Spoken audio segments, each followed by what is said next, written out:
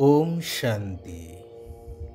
सर्वप्राप्तिदाता, भाग्य विधाता, कल्याणकारी निराकार परमात्मा शिव पितांकर आत्मिक संतान जो माने निजे श्रेष्ठ हेबा सहित सारा विश्व को श्रेष्ठ स्वर्ग राज्य रे परिवर्तन करिवार महान सेवा करुछंती, समस्तंकु हृदयर सहित कृतज्ञता, ईश्वरीय शुभ अभिनंदन, शुभेच्छा, सुप्रभात, सुस्वागतम।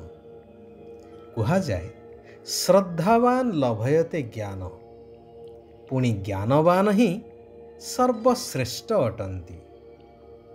तेबे वास्तव रे ज्ञानर सागर पिता परमात्मांक प्रदत्त दिव्य ज्ञान जद्वारा आत्मविस्मृत हो जाइथिबा सारा विश्वर मनुष्य आत्मस्मृति फेरी पाउछंती, पुरुणा पतित दुनिया पवित्र सतोप्रधान स्वर्गरे परिवर्तन हो जाउछि। सृष्टिर आदि मध्य अंतर रहस्य प्राप्त हो पारुछि। सही ज्ञान को श्रवण, धारण एवं पालन करुथिबा आत्मा ही वास्तविक ज्ञानी अटंती। भगवान कहउछंती स्थायी भावरे बाबांकर स्मृति रे रहिबा पाई मध्य बुद्धि रे ज्ञान थिबा दरकार। ज्ञानयुक्त बुद्धि द्वारा आत्मिक यात्रा करिबाकु हबो एवं करेइबाकु मध्य हेबो। वर्तमान दुनिया रे शारीरिक यात्रा आदि अनेक हेउछि। प्रथा बा परंपरार द्वाही देई सबुठारे मध्य ईश्वर अर्थे दान बाक्सर व्यवस्था करा जाइछि स्वहस्तरे दान करिबा पाई। केतेक धार्मिक अनुष्ठान रहिछि जहार सदस्य माने घर घर बुली ईश्वर अर्थे धन भिक्षा मध्य करिथांती। दान करिबा वाला ईश्वर अर्थे दान करिथांती किछि पुण्य कमेइबा आशारे बा भविष्यतरे ईश्वरंक कृपा पाइबा आशारे। दान ग्रहण करुथिबा व्यक्ति मध्य भाविथांती आमे ईश्वरंक सेवा करुछु, एहा द्वारा आमको मध्य पुण्य प्राप्ति हेबो। तेबे एहिठारे गोटिए वास्तव कथा उपरे आमको ध्यान देबाको हेबो। जेतेबेले भगवान जे कि दाता, बरदाता, भाग्य विधाता, विश्व रचयिता, मुक्ति आउ जीवन मुक्तिदाता, जहाँकर ना शरीर अछि ना जन्म मरण चक्र रे आसुछंती, तांकु पुणी आमे देबा बा कोन, आउ से नेबे बा कोन, काहींकी? गोटिए कथाटिए मने पड़े। जणे बुढ़ी माता थिले जे सबु बेले कहूथिले सबु किछि सेही ईश्वरंकर। तांकर नूतन घरटिए करिथांती। तांकर जणे संपर्कीय घर देखिबा पाई आसीथांती। माता जनक तांकु मध्य घर बुलेई देखौथांती। गोटी गोटी सबु बखरा गुड़िक देखेई कहूथांती, एइटी बड़ पुअर, एइटी सानर, एइटी आम बुढ़ा बुढ़ींकर, आउ एइटा रोषेई घर इत्यादि इत्यादि। जेतेबेले संपर्कीय जनक पचारिले आउ ठाकुरंक पाई काहीं, माता जनक कहिले सबु तो ईश्वरंकर, तेबे तांक पाई गोटिए बखुरा करी काहींकी भाग बांटिबी? तांको धन पुणी भाग बांटी तांकु देवी। अर्थात तांकर भावना महान थिला। भगवान देला वाला, तांकु आमे बा कोन देई परिबा? तेबे भक्ति रे दान करिबा ଏକ ବିଶେଷ ଭୂମିକା ରଖେ। କୁହାଯାଏ ଦାନ ବିନା ଭକ୍ତି ଅସମ୍ପୂର୍ଣ୍ଣ।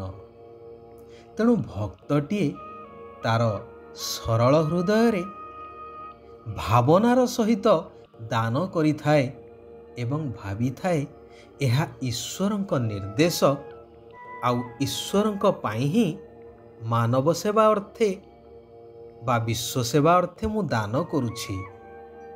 ବାସ୍ତବରେ ଦାନ କରିବା ମହାପୁଣ୍ୟ ଅଟେ। ହେଲେ ଦାନ କ'ଣ କରିବା ଆବଶ୍ୟକ ଏବଂ କାହାକୁ କରିବା ଆବଶ୍ୟକ ଏ କଥା ଜାଣିବା ନିହାତି ଜରୁରୀ। ସେଥିପାଇଁ ମଧ୍ୟ ଶାସ୍ତ୍ରରେ ଉଲ୍ଲେଖ ଅଛି ଦାନ ପାତ୍ର ଦେଖି କରିବା ଉଚିତ। ଭକ୍ତ କେବଳ ଭକ୍ତି ଭାବନାରେ ଅନ୍ନ, ବସ୍ତ୍ର, ଧନ ଆଦି ଦାନ କରିଥାନ୍ତି। ପ୍ରତିବଦଳରେ ପରଜନ୍ମରେ ପାଇବାର କାମନା କରି। ପରନ୍ତୁ ଭଗବାନ କହୁଛନ୍ତି ଏବେ ମୁଁ ଆସିଛି, ତୁମେ ତୁମର ସବୁ କିଛି ମୋ ଉପରେ ବୁଦ୍ଧି ସହିତ ସମର୍ପଣ କରିଦିଅ। ନିଜ ଜିନିଷ ନିଜ ପାଖରେ ଥାଉ, କିନ୍ତୁ ମନରେ ମୋର ବୋଲି ନ ଭାବି ଏହା ଈଶ୍ୱରଙ୍କ ସମ୍ପତ୍ତିକୁ ମୁଁ ସମ୍ଭାଳୁଛି ବା ଜଗି ରହିଛି। ଏହି ଭାବନା ନେଇ ନିମିତ୍ତ ହୋଇ ସେଗୁଡ଼ିକୁ ସମ୍ଭାଳିବା ଦରକାର ବା କାର୍ଯ୍ୟରେ ଲଗେଇବା ଉଚିତ। ଅର୍ଥାତ୍ ସବୁକିଛି ମୋ ଶ୍ରୀମତ ଆଧାରରେ କରିଚାଲ, ତେବେ ତାହା ବ୍ୟର୍ଥରେ କେବେ ଯିବ ନାହିଁ, ସମର୍ଥ ହୋଇଯିବ। ତାହାର ପ୍ରତିବଦଳରେ ଅନେକ ଗୁଣା ପ୍ରାପ୍ତି ହୋଇପାରିବ। ତାହା ପୁଣି ଅନେକ ଜନ୍ମ ପାଇଁ, ଗୋଟିଏ ଜନ୍ମ ପାଇଁ ନୁହେଁ।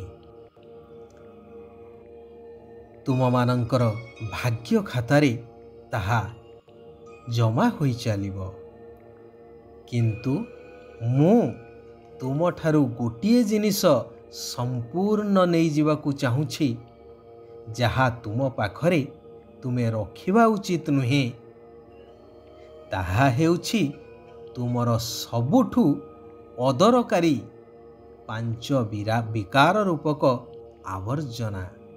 ବାସ୍ ସେଗୁଡ଼ିକୁ ମୋତେ ଦେଇଦିଅ। ମୋ ସ୍ମୃତିରେ ରହି ମୋ ଶ୍ରୀମତ ଅନୁସାରେ କାର୍ଯ୍ୟ କରିଚାଲ। ଏହା ହିଁ ହେବ ତୁମେ ନିଜ ଉପରେ ନିଜେ ଆଶୀର୍ବାଦ କରିବା। ମୋତେ ଆଶୀର୍ବାଦ ମାଗିବାର ଆବଶ୍ୟକତା ନାହିଁ। ନିଜେ କର ଏବଂ ପାଅ। ଆତ୍ମିକ ଯୋଗଯାତ୍ରାରେ ତତ୍ପର ରହିବା ଦରକାର। ଏହାଦ୍ୱାରା 21 ଜନ୍ମର ରାଜତ୍ୱର ସୁଖ ଭୋଗ ପ୍ରାପ୍ତ ହୋଇପାରିବ। ଶିବ ବାବା କହୁଛନ୍ତି ନିମିତ୍ତ ଭାବନାର ଅଭ୍ୟାସ ଦ୍ୱାରା ନିଜର ଏବଂ ସମସ୍ତଙ୍କର ପ୍ରଗତି କରୁଥିବା ନ୍ୟାରା ଅର୍ଥାତ୍ ସ୍ୱତନ୍ତ୍ର ବା ଅଲଗା, ଆଉ ପ୍ୟାରା ଅର୍ଥାତ୍ ସମସ୍ତଙ୍କର ପ୍ରିୟ ହୁଅ। ତୁମେମାନେ ସୁଖଦାତାଙ୍କର ସନ୍ତାନ, ତେଣୁ ସର୍ବଦା ସୁଖର ଝୁଲଣାରେ ଝୁଲୁଥାଅ। ସମସ୍ତଙ୍କୁ ସୁଖ ପ୍ରଦାନ କରି ଚାଲୁଥାଅ, ଦୁଃଖର ପ୍ରଭାବରେ ଆସ ନାହିଁ। ମନ, ବଚନ, କର୍ମରେ କାହାରିକୁ ମଧ୍ୟ ଦୁଃଖ ଦିଅ ନାହିଁ। ସୁଖ ଦେଇ ଚାଲ, ସୁଖ ପ୍ରାପ୍ତ ହେଇ ଚାଲୁ। ଆଚ୍ଛା, ଆଜି ପାଇଁ ଏଇଠାରେ ଆମେମାନେ ବିରାମ ନେବା। ଆସନ୍ତାକାଲି ପୁନଃ ସେହି କଲ୍ୟାଣକାରୀ ପରମାତ୍ମା ପିତାଙ୍କର ଆଉ କିଛି କଲ୍ୟାଣକାରୀ ମହାବାକ୍ୟକୁ ଆଲୋଚନା ମାଧ୍ୟମରେ ନିଜ ଜୀବନରେ ଧାରଣ କରିବା। ନିଜେ ପରିବର୍ତ୍ତନ ହେବା ସହିତ ସାରା ବିଶ୍ୱକୁ ପରିବର୍ତ୍ତନ କରିବାର ମହାନ କାର୍ଯ୍ୟରେ ନିଜକୁ ସାମିଲ କରିବା। ସାରା ବିଶ୍ୱର ଆତ୍ମାମାନଙ୍କର କଲ୍ୟାଣ ହେଉ। ସମସ୍ତେ ସୁଖ ଆଉ ଶାନ୍ତିର ଅନୁଭବ କରନ୍ତୁ। ଓମ୍ ଶାନ୍ତି, ଓମ୍ ଶାନ୍ତି, ଓମ୍ ଶାନ୍ତି।